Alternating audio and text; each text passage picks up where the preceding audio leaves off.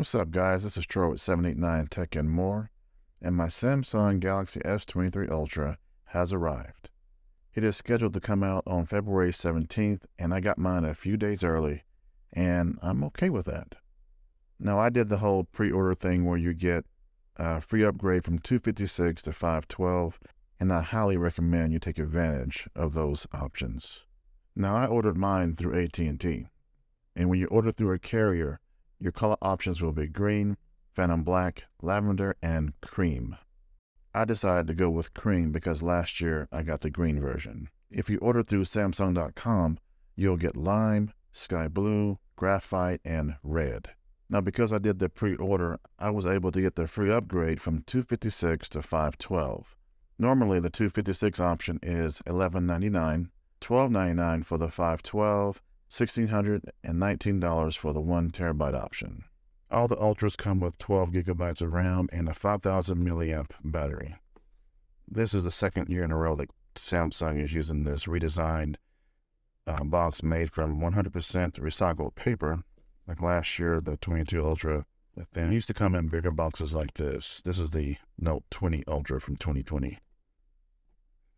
Well, enough talk. Let's go ahead and get this thing open. Don't want to cut myself. I know what you're thinking. This is just a little cover. It is the cream colored. This is just a little cover. I'm not sure what it's for, but it looks kind of cool. And this is the device. But first, let's look at the rest of the box. You have your normal paperwork, which I never look at. You have the transfer cable or charge cable. Speaking of transfer, follow for more content. I can show you how to use this to transfer all your photos and whatnot to your new phone. And then your SIM card thing. And last but not least, the moment you've been waiting for. Nice. Let's go ahead and turn this baby on. I'm going to skip through the setup process. Now, there is one trick I do want to show you about connecting to your Wi-Fi. On your old phone, get into your Wi-Fi settings, click on that toggle, and at the bottom you'll see the QR code option. Then go back to your new phone, click here, and then you can scan the QR code from your old phone. That's it.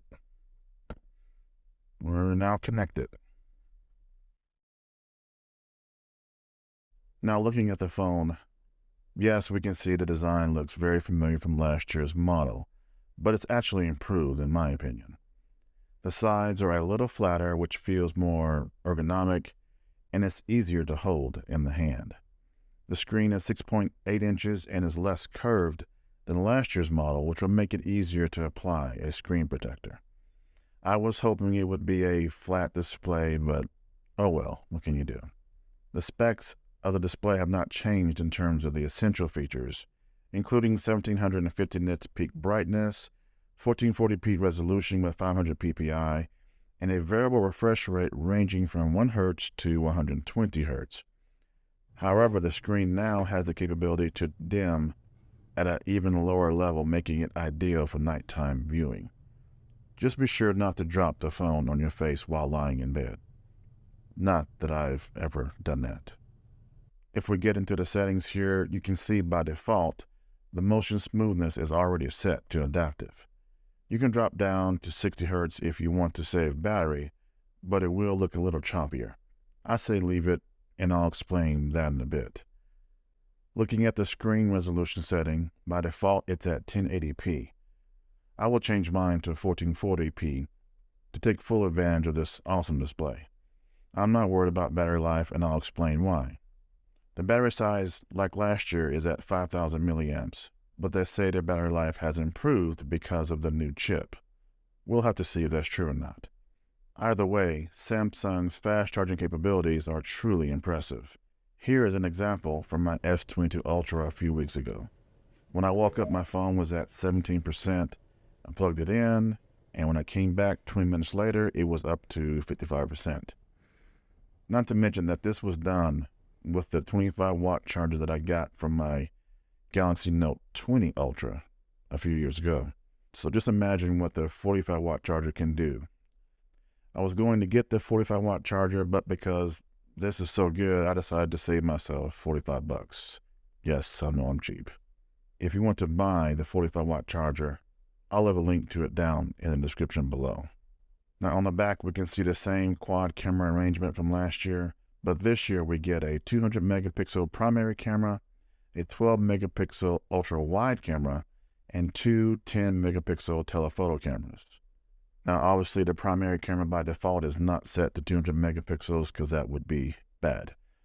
You can get into the settings here and bump up the megapixels from 50 and then all the way up to 200. Another change from last year is the video camera can now do 8K at 30 frames per second, unlike last year's 24. I personally never used the 8K setting from last year, but if 8K is something that you are into, they've got you covered. I'm really looking forward to testing out this camera system, so be sure to give me a follow on Instagram as I'll be posting pictures and videos captured from this phone. Well, that's it for this video, guys. Thank you so much for watching. Be sure to subscribe for more, and I'll see you in the next one. Have a blessed day.